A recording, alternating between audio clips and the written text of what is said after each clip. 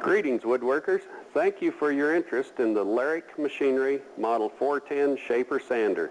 This machine was designed and manufactured to give years of dependable service and will shape and sand a wide variety of workpieces, including arched raised panels. Features include a 6-inch wide feed chain with 4 staggered rows of hold-down tires for maximum part stability. All hand wheels are conveniently located on the front of the machine with digital readouts for horizontal and vertical positions for both shaper and sanders.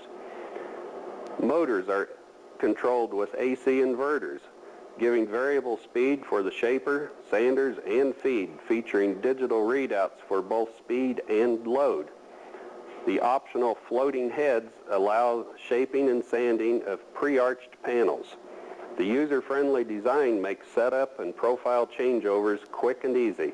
We'll now show a couple of panels pre-arched being fed through.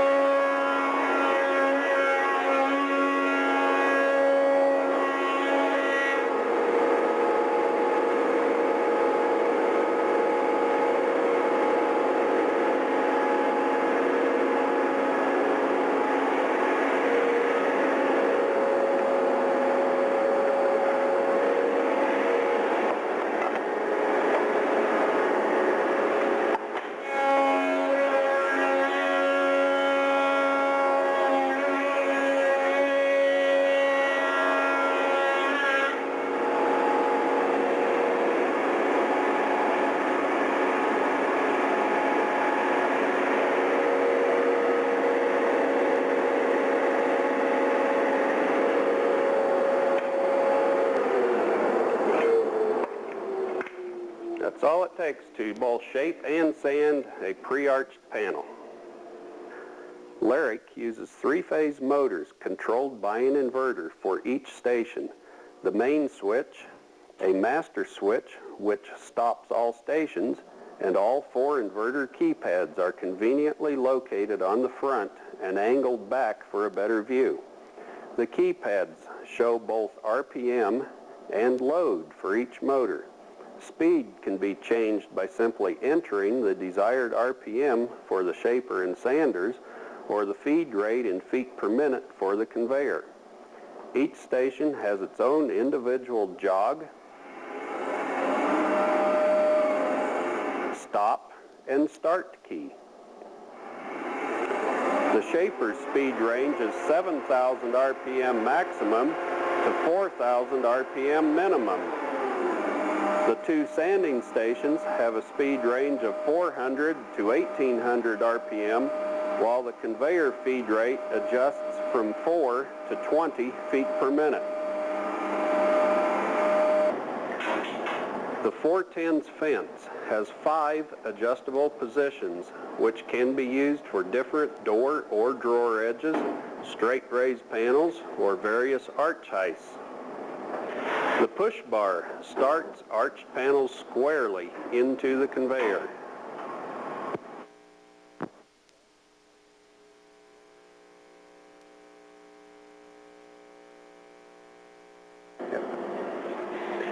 The profiled chip breaker slides into the cutter to provide solid support against the outside edge as parts are shaped, almost totally eliminating splintering when shaping with the grain on troublesome woods like hickory, hard maple, cherry, and others without a costly, messy second shaping station.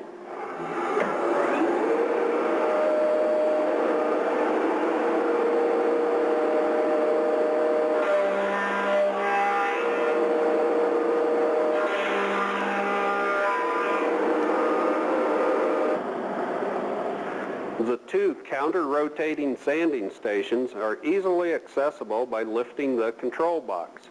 Each station tilts forward up to 60 degrees or back 40 degrees. The air jets help keep the wheels clean and cool to prolong sandpaper life. In addition, the LARICK 410 can use 9-inch diameter wheels. Larger wheels greatly increase sandpaper life. Rub bearings riding against the arched panels allow the shaper and sanders to follow an arch as they are fed through the machine.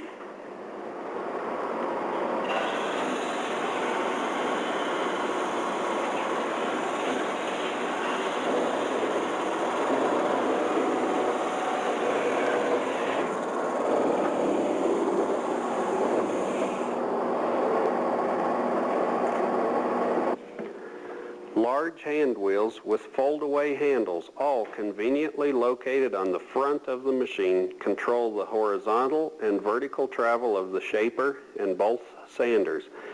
The counters show the position measured to 1/1000th inch accuracy.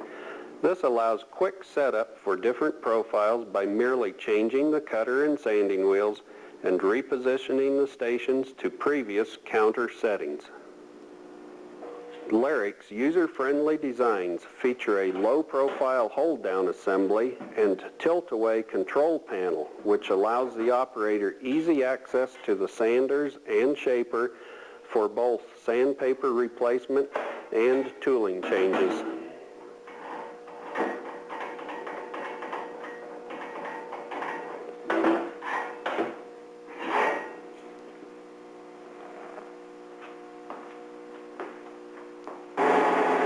The 410 has a safety switch which stops the conveyor when it is bumped. Another safety switch on the shaper guard stops the shaper and prevents it from running when the guard is open. In addition to providing variable speed, the shaper's inverter also provides a brake programmed to stop the shaper spindle in 3 seconds. Note how accessible the shaper is for changing tooling.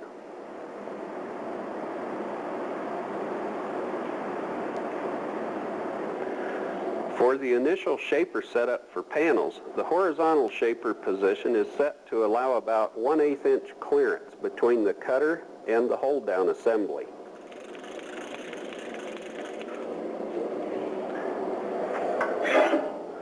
The fence is set so that it is in line with the bearing. For arched panels, fence positions are set back about 1/8 inch more than the arch height. For edges, the fence is moved forward and adjusted to remove the desired amount from the edge.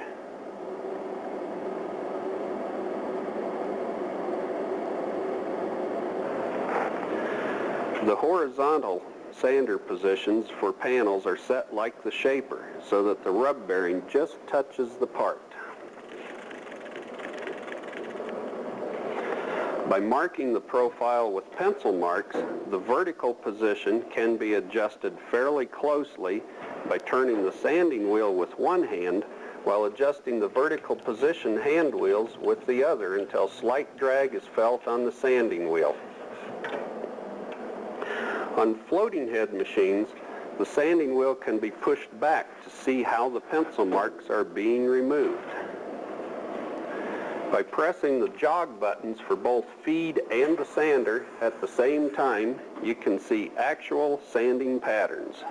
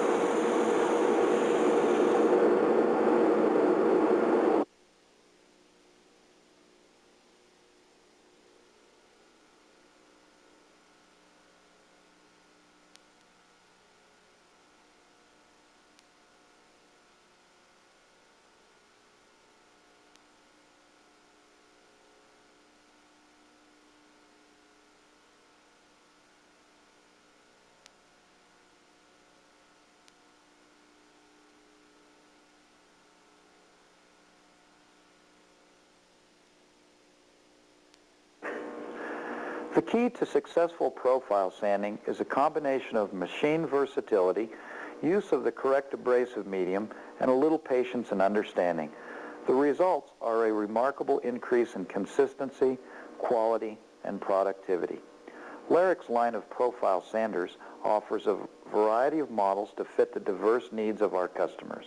In addition, we will help you understand the requirements, capabilities, and limitations of successful profile sanding systems. You provide the patience. The purchase of a LARICK profile sander can result in substantial savings in labor, increased productivity, consistency, and quality, and the beginning of a mutually rewarding relationship between us. The LARICK Model 120 is a basic machine which fills the need for a lower-cost profile sander to sand raised panels, door edges, and workpieces that do not require a tilting arbor. It features a 1 horsepower, 115 or 230 volt single-phase motor, variable speed, and vertical adjustment. An optional one-piece fence is available for sanding straight parts.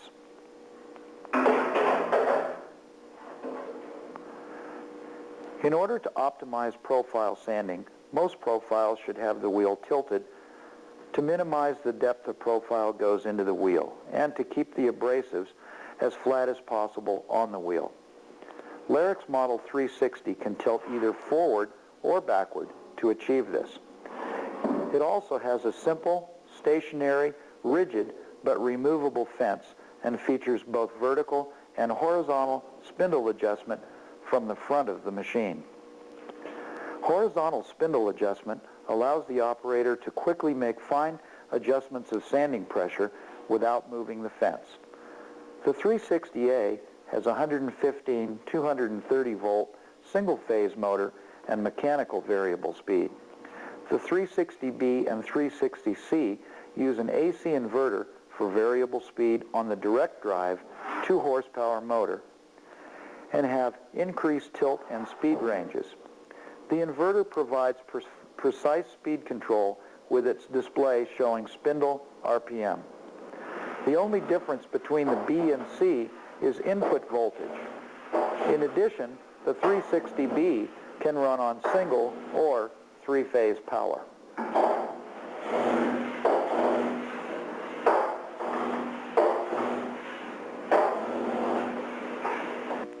The optional fence for the Model 120 is easily removable for changing abrasives or profiles and has a fine adjustment for dialing it in.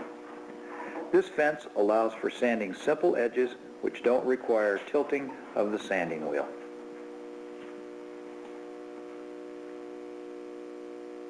All of LARICK's profile sanding wheels are custom made to match your profile.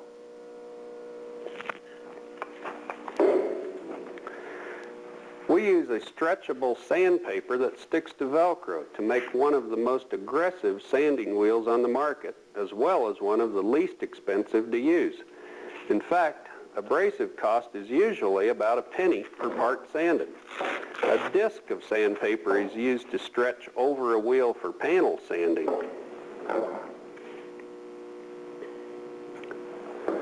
A strip is used for edge sanding wheels. We'll now show how quick and easy abrasive changes can be. We'll first take a strip, split the end on it. The secret is to make the sandpaper contact in the center or shallowest part of the wheel first. So I'll fold the paper over, stick it down, pull my 2 tabs around to the outside edge of the wheel.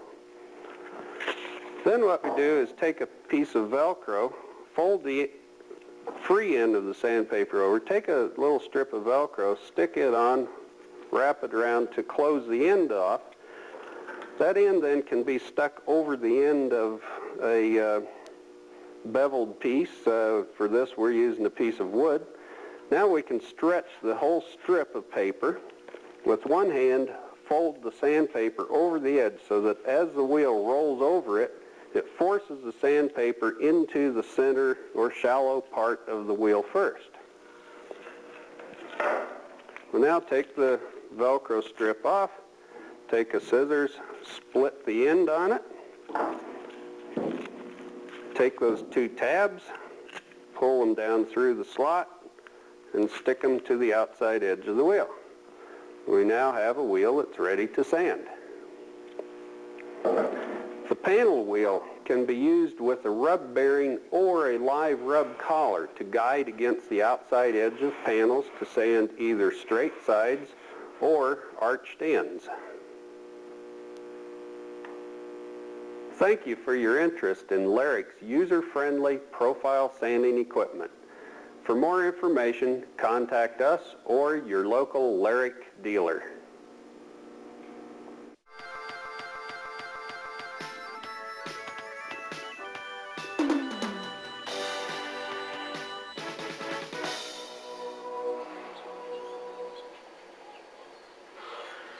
This is LARICK Machinery's Model 390 shaper.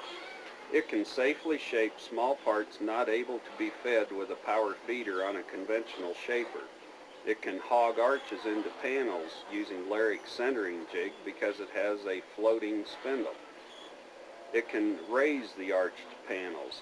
It can profile sand the arched panels. It can end coat parts. It can hog arches into crowned rails.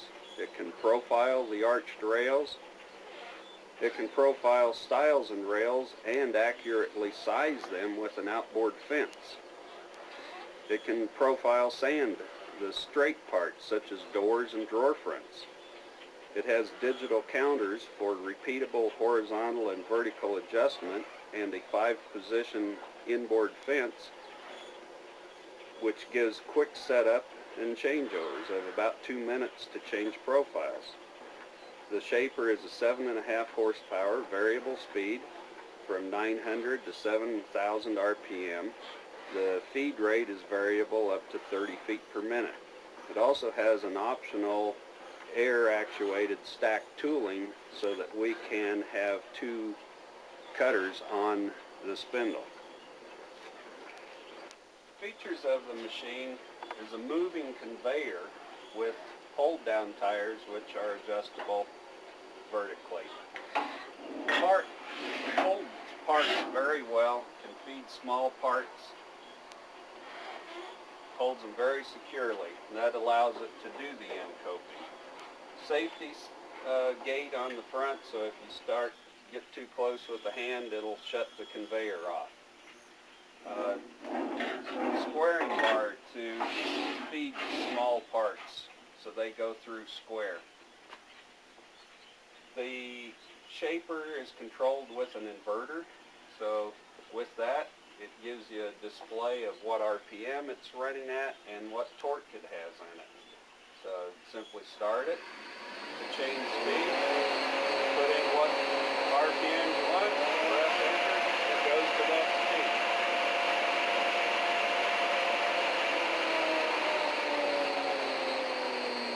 Same way with the feed, just put in what speed you want, it will go to it. Now this machine has the optional stack tooling on it, and for that, on some profiles we need to run the shaper clockwise, some counterclockwise. So what we have on these switches, when it is in the top position, we're using the bottom cutter, and we can select whether we want the shaper to run counterclockwise, reverse, or clockwise.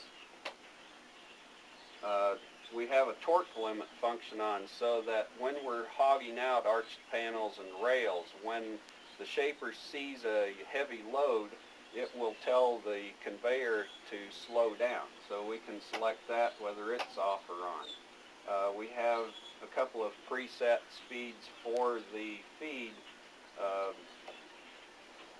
Speed 1, speed 2, or in the center position we can control the speed off the keypad. So we have 3 switches for the top position, 3 switches for the bottom position. Those will change all the parameters when you move the valve to move the stack up or down. The 5-position fence on the Model 390 has a turret with 5 adjustable stops, giving us the 5 positions. To change it, we unlock it, you can pull it forward, change the turret, back to that stop. lock it down. That's all the time that it takes. Again, unlock it, lock it. The controls on the inverters will swing aside, giving very good access to the shaper cutter to change. It's very accessible.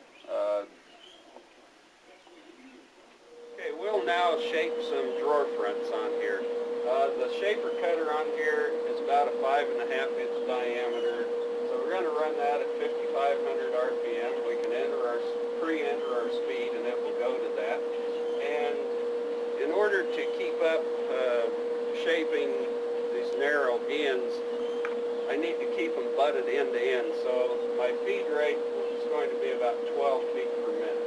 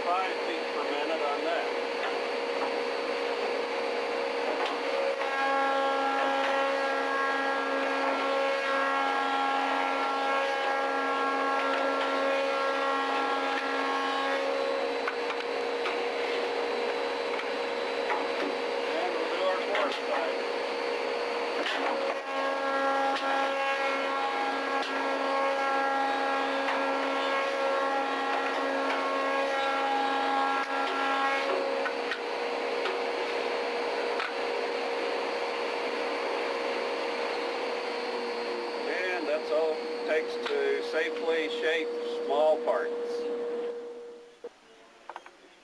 Again, the safety switches, this one shuts the conveyor on and off. There's a second one on the shaper guard that prevents the shaper from running if the guard is open, or it will stop it if you open the guard. There's also a main disconnect on the side. So to change our tooling, we'll now change to our stack, and so that we can do the stack, hogging panels out, and I'll put the end coat cutter on first. Again, you can see how accessible things are.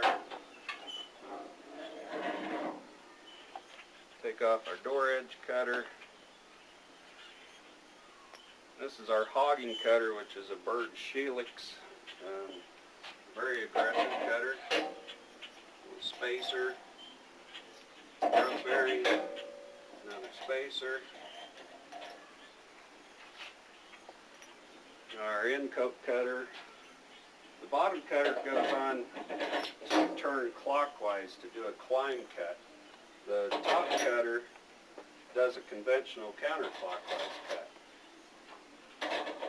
So that's where we need the reversing ability on the shaper as we go from one to the other.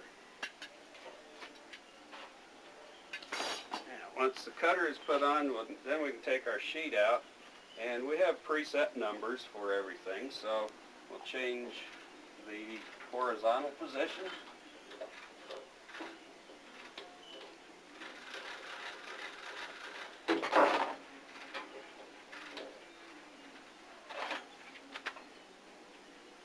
Change the vertical.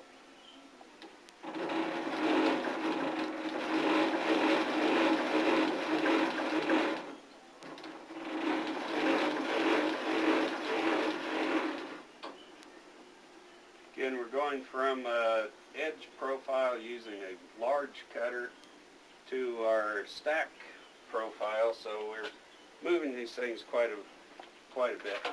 Then we change our fence.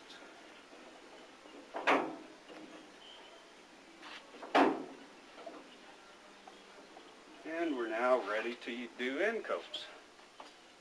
Now, to machine those, I always try and use a backer. And here we use our fence, which, by the way, we can flip up out of the way if we're feeding long parts in. So that flips down. I like to stack parts in it and feed them all through at the same time.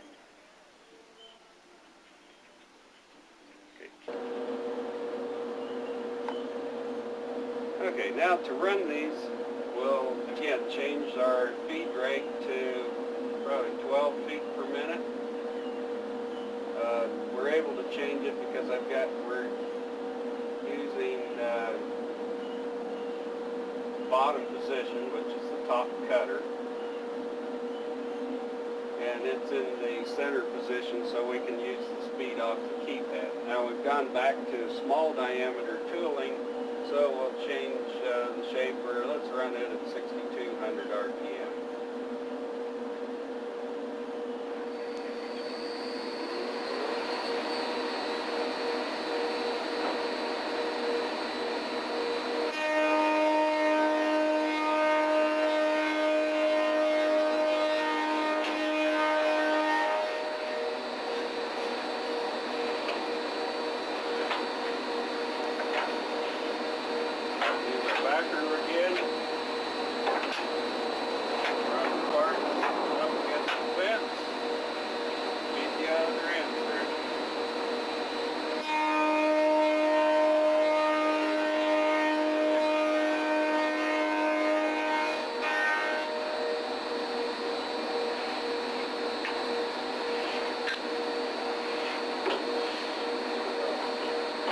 We would incoat parts. Now we're ready to put the profile on them.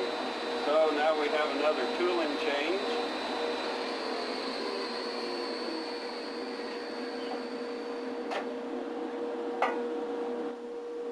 Okay, to make our tooling change, first we'll raise the spindle. This is how we go from the top to the bottom cutter. It's easier to change if it's raised up.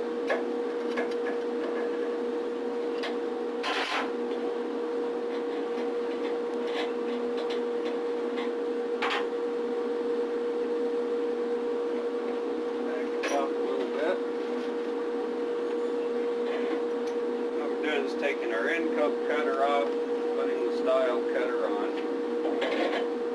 Again, put a bearing on it.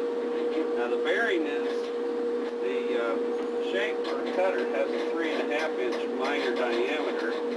The bearing is 60 thousandths smaller than that, so that when we arch our rails, it will actually take a 30 thousandths trim cut off. So we have our tooling changed. Now, we'll change our fence.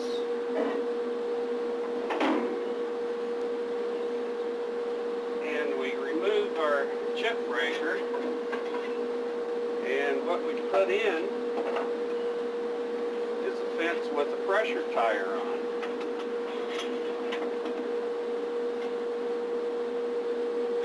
That pressure tire pushes the parts against an outboard fence. Fence is adjustable. Once you set it, you can stay.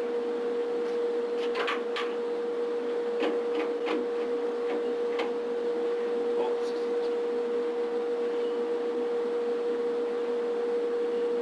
And then we'll go ahead. All that's left now is to set the horizontal adjustment.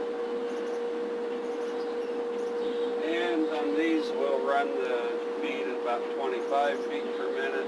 Again, the shaper is still running at 6,200.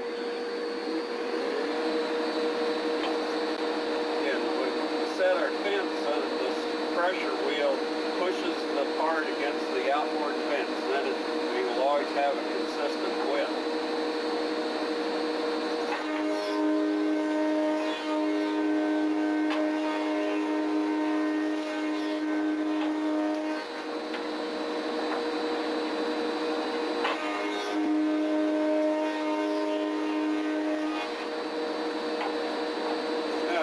Center mullions, again, we can just run those back through a second time.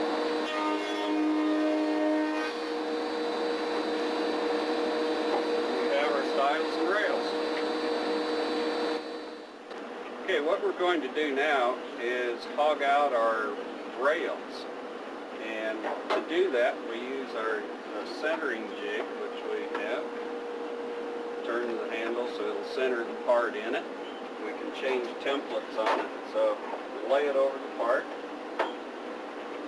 bring it up, push it to the fence. And this is the operation where the torque limit function comes into where the conveyor is running 15 feet a minute now, and when it starts to load up and take a lot of material out, it will slow down. When it finishes the cut, it will speed back up again. Now, we also need to set our height for the hold down. So what I like to do is raise it up, put the part in, lower it, and look through until you get about 3/4 of an inch of flat on the tire. That will give the proper hold down. And then just run the part through.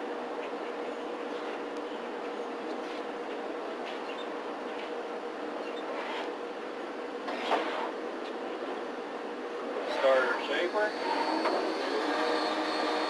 What we're doing is pushing this back so that the rail is against the fence. It centers off of that and feeds in.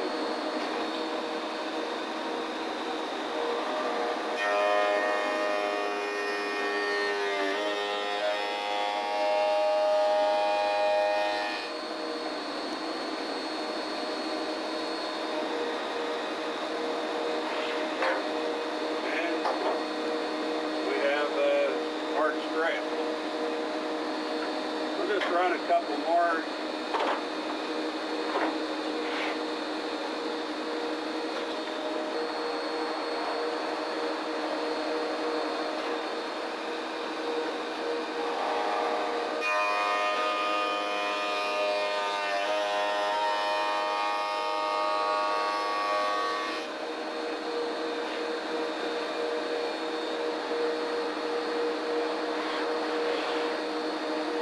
Drop one part off, put another one in.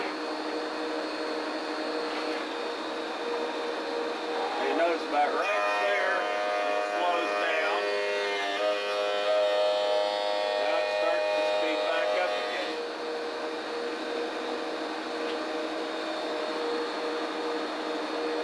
Now, once we have all of our rails hogged out, now we want the profile. So all we have to do is flip our valve. Shaper comes to a stop, starts back up in the opposite direction, the feed rate is changed, the torque limit now is off, so it will run a constant feed rate of 7 feet a minute. The slow feed rate will give us a good finish on our profile.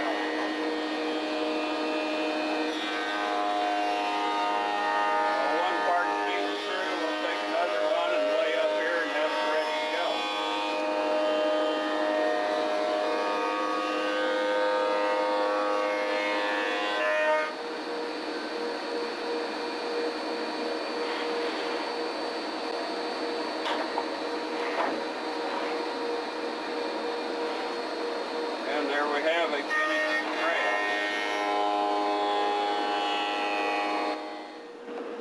Okay, now once our rails are finished, we'll change over to do panels. Template is easy to change. Loosen the knob on it, pull one out, drop another template into it.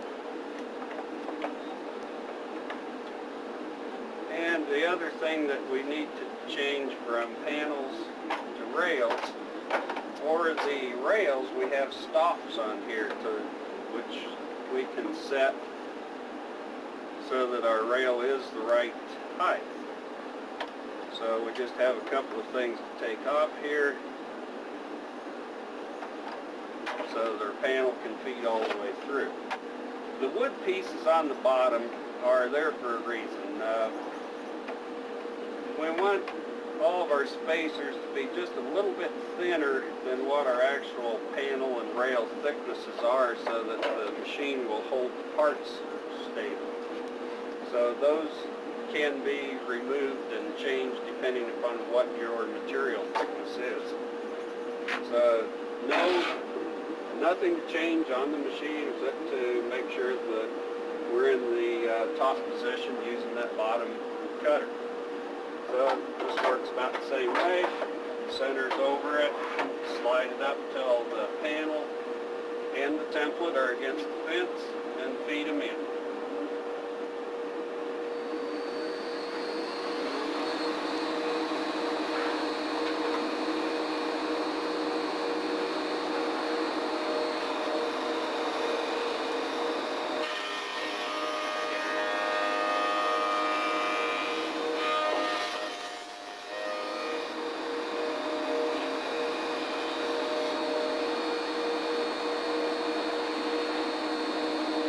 Drop the jig onto the second panel, feed in.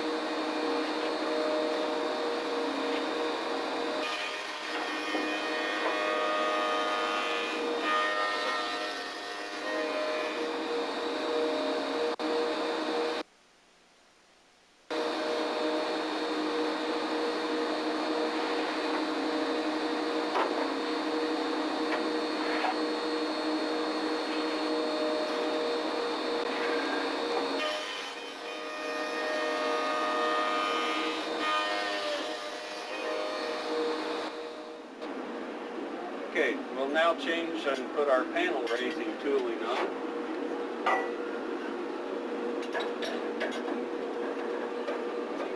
Since on the stack we have a cutter that runs clockwise, which would typically unscrew a nut, we have one spacer that has a pin in it that keeps that from happening.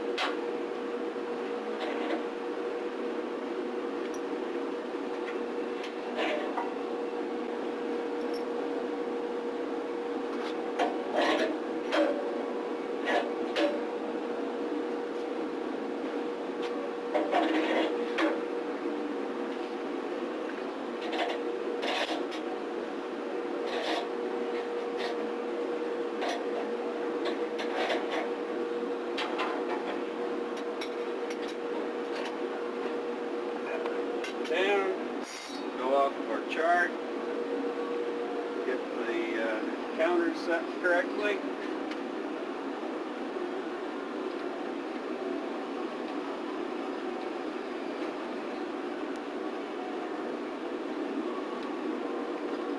Fence position.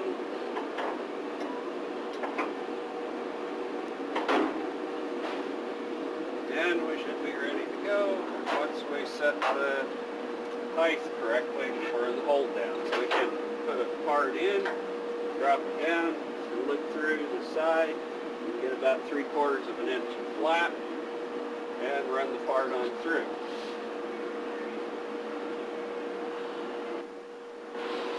Now, to run our part, since it's a rounded end, this is where we have the squaring bar that pushes the part in straight.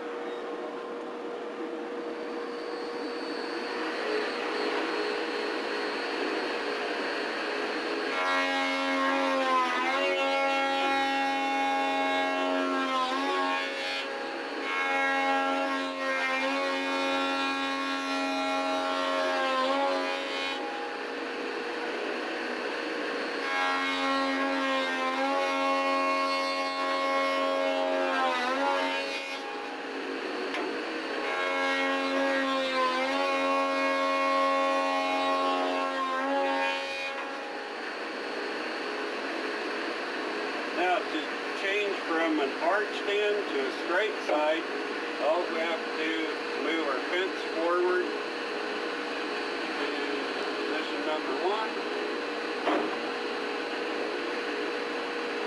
And we can speed the feed rate up.